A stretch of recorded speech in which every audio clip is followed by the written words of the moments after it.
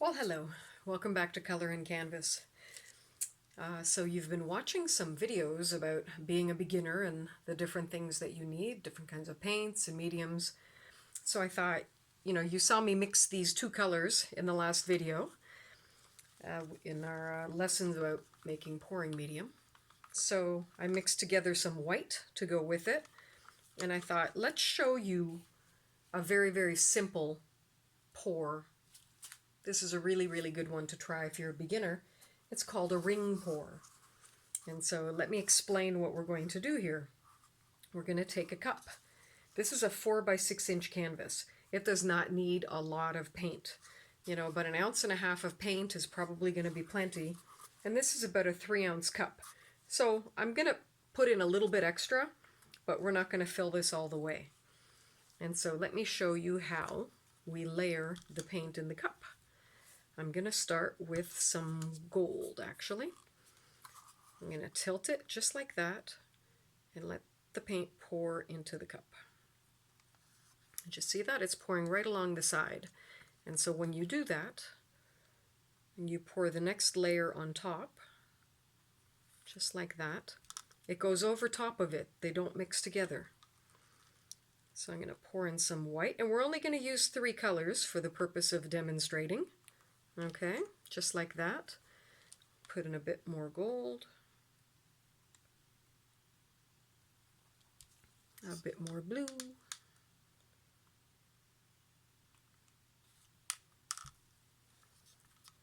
And some white. And that's all that we're going to do right now with that. I might put in just a tiny bit more blue. Why not? Okay. There we are. I'm going to set those aside. So here we go. So we have our little canvas. We have our paints layered. Now remember where you were pouring from. That's what you want to pour out from first.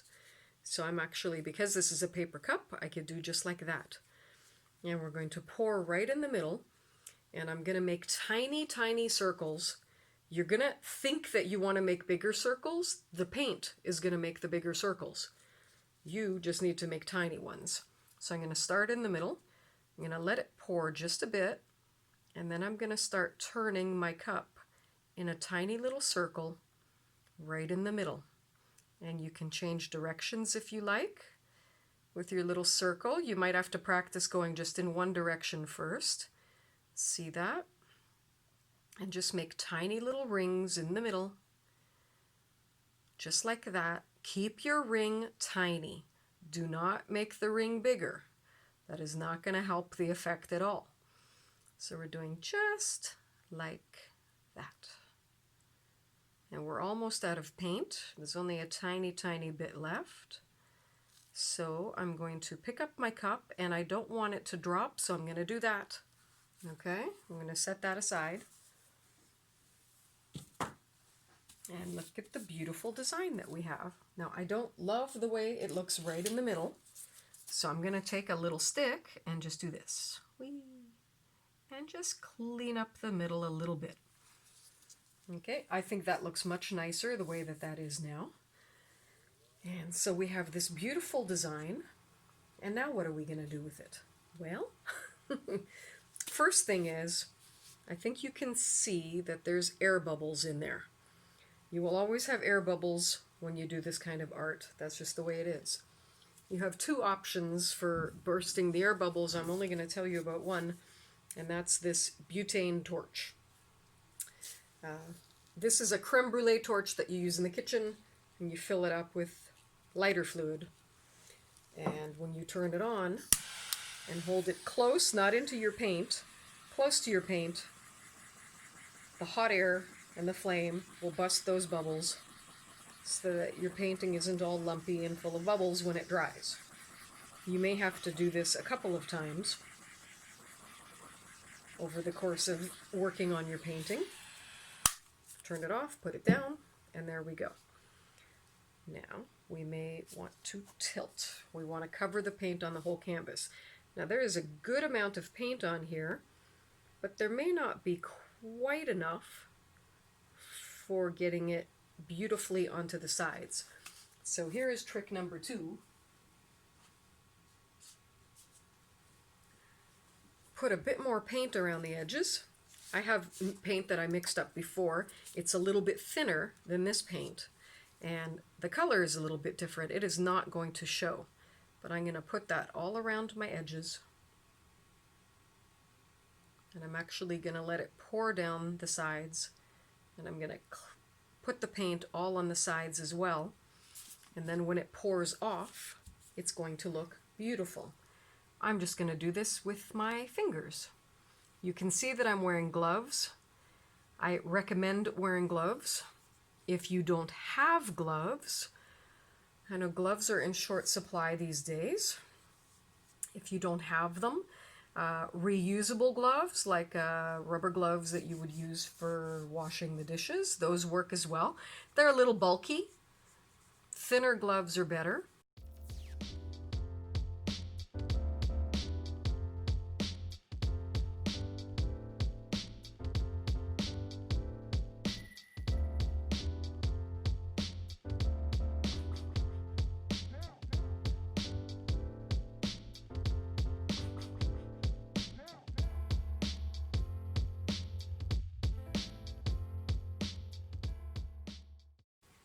Okay, now you can see I covered up the sides with all the blue. I always cover up my sides. I love to have the side of the painting look just as beautiful as the top. And I cleaned off my gloves. I'm going to torch one more time. A few more bubbles came up, as you can see. You can see them popping as the flame goes onto them.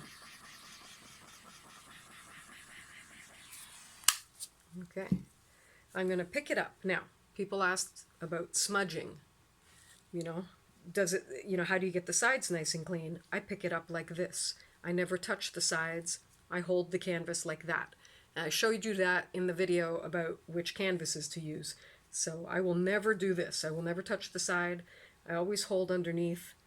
And by putting the little pegs on, it holds your canvas up. You can get your fingers underneath and you can work with it.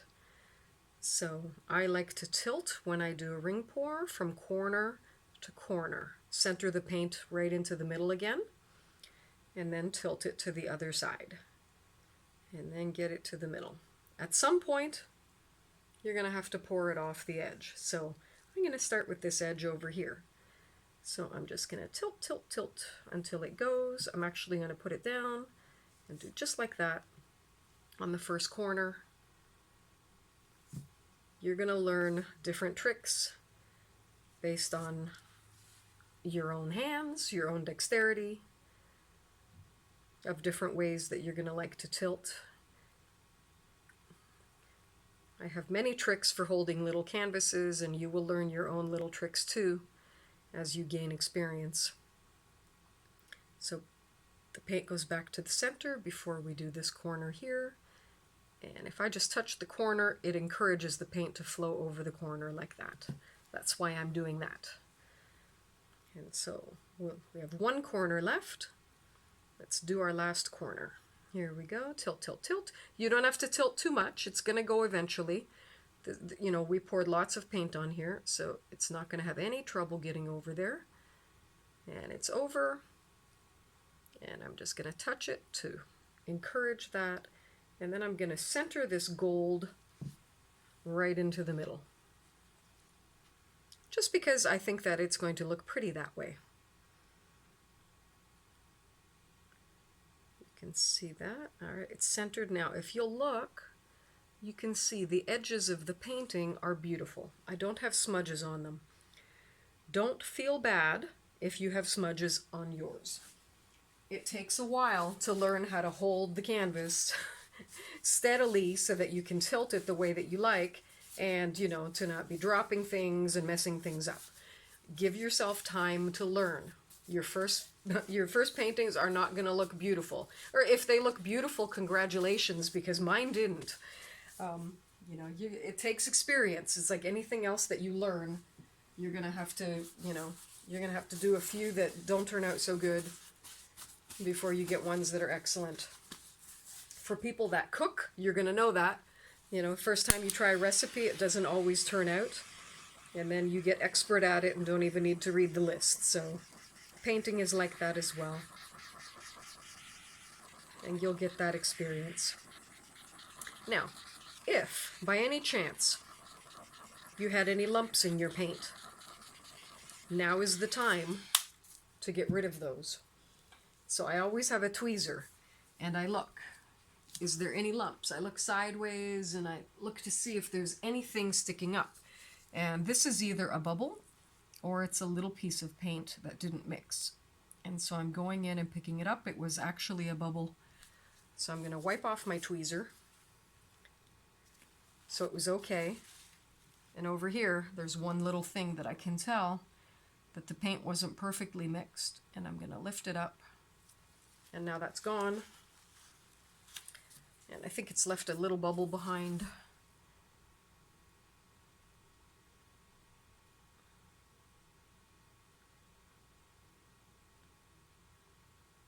Now I've messed it up. There's actually something there, and it did not pick up the first time. I got it now. You see, it left a little smudge. You can always go in, and there you go. You never know that there's any problem there at all. Anyways, I think that that turned out adorable. At this point, you can decide if you want to leave it like that, if you want to tilt it a little bit and change your design a bit, you can do that. This is very, very pretty up here. But I think I'm going to leave it just like this for now. Just as an example, that is how, that is a ring pour. So that's something that you can practice, and depending on the thickness of your paint, you're going to get some interesting different results. I had a lot of gold in the bottom of the cup. You saw that I put the gold in first, and that's why there's so much gold in the middle. If I had put in less, there'd be less gold in the middle. So that's something to keep in mind. The first color that comes in is the last color that's going to come out. So plan your paint accordingly. Anyways, there we go. That is our lovely little ring pour. You can see the rings, the beautiful gold. That's going to look lovely when it dries. And I'm going to set that aside and paint something new for you. So stay tuned. I'll do another demo with these paints that we mixed.